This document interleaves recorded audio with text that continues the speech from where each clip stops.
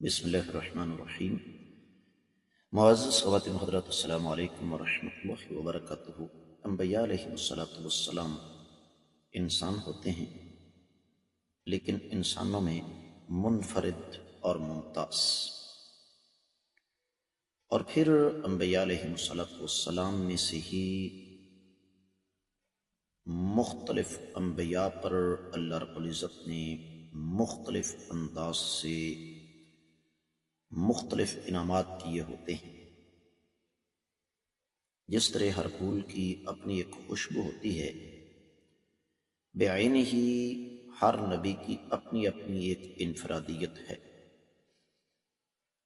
سیدنا داؤد علیہ السلام اور ان کے لخت جگر سیدنا سلیمان علیہ السلام، ان دونوں ہستیوں پر اللہ تعالیٰ نے کچھ خاص انعامات فرمائے، جو کہ ہمارے آج کے قرآن مجید کے سبق کا موضوع ہے۔ آئیے سب سے پہلے آیت مبارکہ کی تلاوت کریں، پھر اس بات کا جائزہ لیں گے کہ اللہ تعالیٰ کے سیدنا داؤد اور سیدنا سلیمان علیہ السلام پر خاص انعامات کیا تھے۔ رب کائنات ارشاد فرماتے ہیں،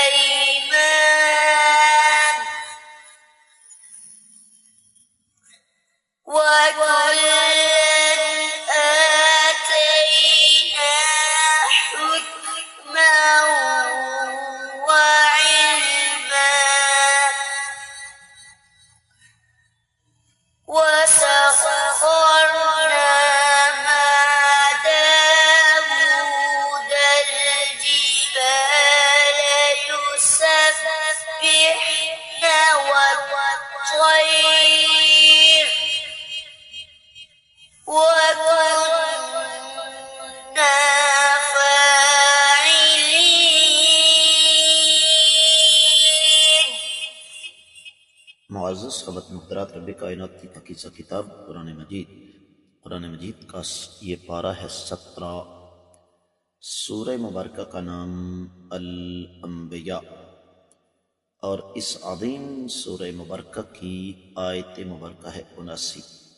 رب کائنات فرماتے ہیں، فَفَهَّمْنَاهَا، اور ہم نے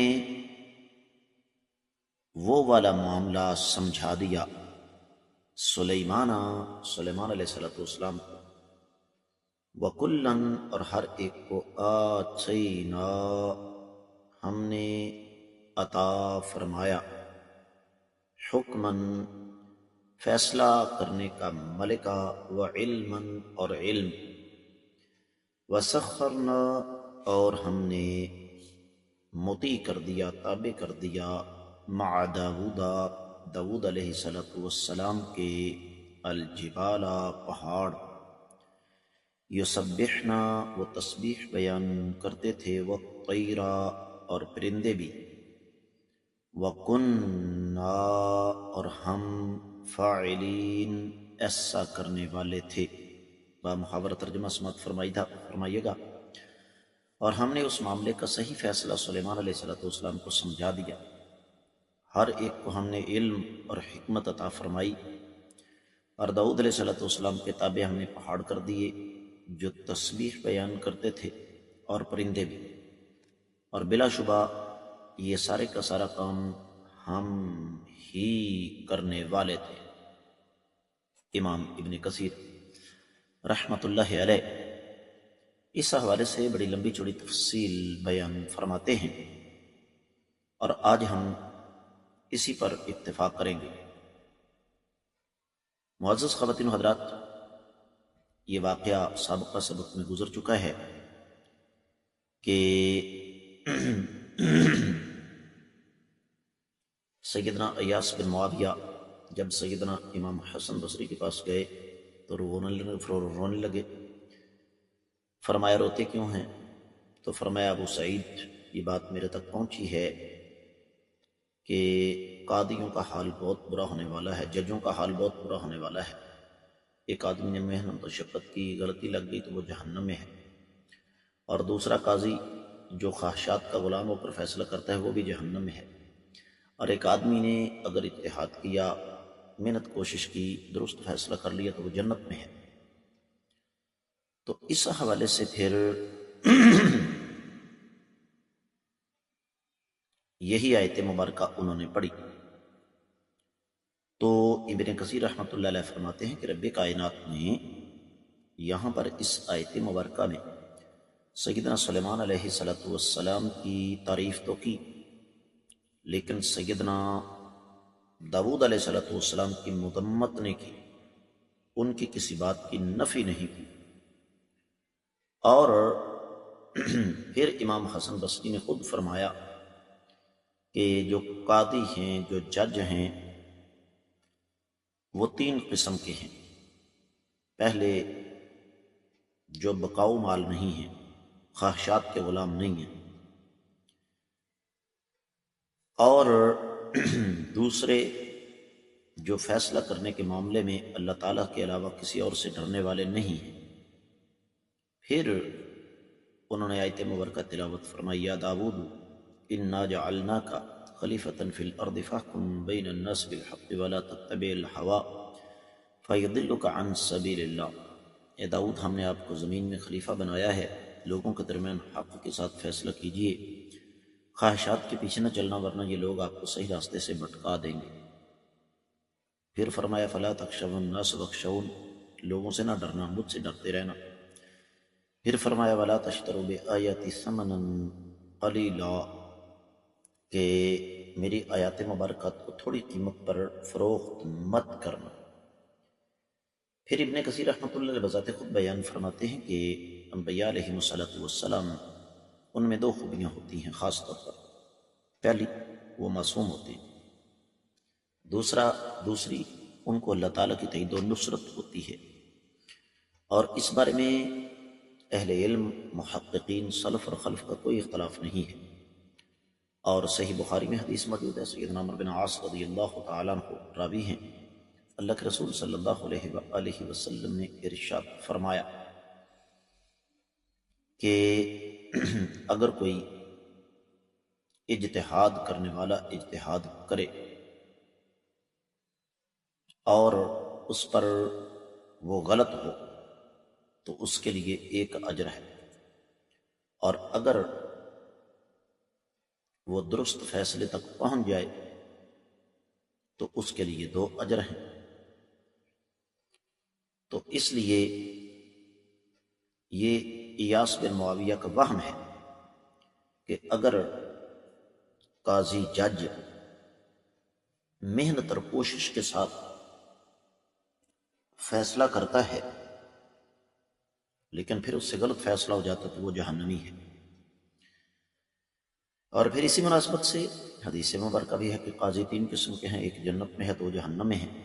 پہلا قاضی جس نے حق کو سمجھا اور اس کے ساتھ فیصلہ کیا وہ جنتی ہے، اور دوسرا جس نے لوگوں کے درمیان جہالت کی بنیاد پر فیصلہ کیا وہ بھی جہنمی ہے، اور تیسرا جس کو حق کا پتہ ہے لیکن پھر مختلف مقاصد کے تحت اس نے حق کو چھوڑ دیا اور غلط فیصلہ کیا۔ اور پھر اسی مناسبت سے ایک اور داستان جو کہ پچھلے سبق میں گزر چکی ہے 2 خواتین کی، امام ابن کثیر رحمۃ اللہ علیہ نے نقل فرمائی ہے، اور اس پر امام بخاری رحمۃ اللہ علیہ نے باقاعدہ باب باندھا ہے۔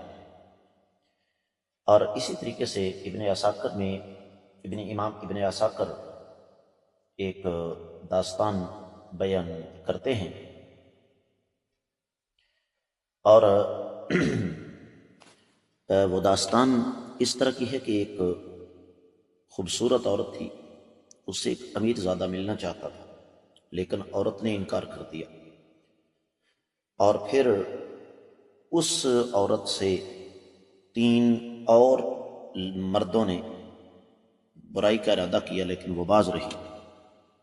وہ تینوں کے تینوں امیر کبیر تھے، تو انہوں نے آپس میں مل کر یہ منصوبہ بنایا کہ سیدنا داؤد علیہ السلام کی عدالت میں جا کر ہم گواہی دیں گے کہ یہ عورت غلط ہے، جانوروں کے ساتھ بدکاری کرتی ہے۔ تو سیدنا داؤد علیہ السلام کے سامنے جب یہ معاملہ پیش آیا تو انہوں نے فیصلہ کیا کہ اس عورت کو رجم کر دیا جائے۔ اسی دوران اسی شام کو سیدنا سلیمان علیہ السلام اپنے ہم عمر لڑکوں کے ساتھ بیٹھ کر خود حاکم بنے، اور چاروں لڑکے ان لوگوں کی طرح سیدنا سلیمان علیہ السلام کے پاس مقدمہ لے کر آئے، اور ایک عورت کی نسبت یہی بات کی۔ سلیمان علیہ السلام نے فرمایا سب سے پہلے ان چاروں لڑکوں کو الگ الگ کر دو، پھر ایک کو اپنے پاس بلایا اور اس سے کچھ سوالات کیے، پھر دوسرے کو بلایا، اس سے بھی وہی سوالات کیے، تیسرے کو بلایا، اس سے بھی کچھ سوالات کیے، چوتھے کو بھی بلایا۔ تو چاروں کے بیانات بالکل الگ الگ تھے۔ تو سیدنا سلیمان علیہ السلام نے یہ فیصلہ کیا کہ یہ بدبخت ظالم اس عورت پر الزام لگا رہے ہیں، ان کو جہنم رسید کر دیا جائے، ان کو قتل کر دیا جائے۔ تو یہی معاملہ جب سیدنا داؤد علیہ السلام کے پاس گیا کہ میرے بیٹے نے تو ایسا کیا ہے، تو انہوں نے بھی ان چاروں امیر لوگوں کو بلایا اور الگ الگ ان سے ایک ہی سوال کیا، تو ان کے آپس کے بیانات میں تضاد جو تھا وہ موجود تھا۔ تو سیدنا داؤد علیہ السلام کو یقین ہو گیا کہ یہ بدبخت جھوٹے ہیں۔ اب اس کے ساتھ ساتھ یہاں پر سیدنا داؤد علیہ السلام پر اللہ تعالیٰ کے ایک اور انعام کا تذکرہ ہے جو رب کائنات نے کیا ہے، اور وہ یہ کہ رب کائنات نے ان کو آواز بڑی زبردست دی تھی۔ جب وہ تورات پڑھتے خوش لحانی کے ساتھ، تو پرندے بھی اپنی پرواز چھوڑ کر رک جاتے اور اللہ کی تسبیح بیان کرتے، اور اسی طریقے سے پہاڑ بھی۔ تو پھر اسی طریقے سے اللہ کے رسول صلی اللہ علیہ وسلم کی ایک حدیث آقا علیہ السلام بیان فرمائی ہے، ابن کثیر رحمۃ اللہ علیہ نے، لقد اوتی ھذا مزامیر آل داود۔ آقا علیہ السلام سیدنا ابو موسیٰ اشعری رضی اللہ تعالیٰ عنہ سے قرآن سن رہے تھے رات کے وقت، اور بہت پیاری آواز تھی۔ آپ رکے، سنا اور فرمایا ان کو سیدنا داؤد علیہ السلام کی طرح رب کائنات نے خصوصی نعمت سے نوازا ہے، میٹھی رسیلی اور خلوص بھری آواز۔ تو سیدنا ابو موسیٰ اشعری رضی اللہ تعالیٰ عنہ کو یہ بات معلوم ہوئی تو آپ نے فرمایا کہ آقا اگر مجھے پتا ہوتا کہ آپ میری قرات سن رہے ہیں تو میں اس سے بھی زیادہ اچھے انداز سے پڑھتا۔ یہ صحیح بخاری میں 5048 حدیث ہے۔ تو آج کا سبق تفسیر ابن کثیر تک محدود، اللہ تعالیٰ نے چاہا تو انشاءاللہ اس آیت مبارکہ کا ہم جائزہ لیں گے دیگر کتب تفاسیر کی روشنی میں آنے والے سبق میں۔ آپ لوگوں سے خاص گزارش کروں گا کہ جہاں تک ہو سکے اس بات کو صدقہ جاریہ سمجھ کر زیادہ سے زیادہ آگے نشر کریں، یوٹیوب چینل کو سبسکرائب کریں، ساتھ لگے گھنٹی کے بٹن کو ضرور دبائیں تاکہ تازہ ترین اسباق آپ کو بر وقت ملتے رہیں۔ اب اگر آپ نے ابھی تک چینل کو سبسکرائب نہیں کیا تو ضرور کیجئے، دوسروں کو بھی دعوت دیجئے۔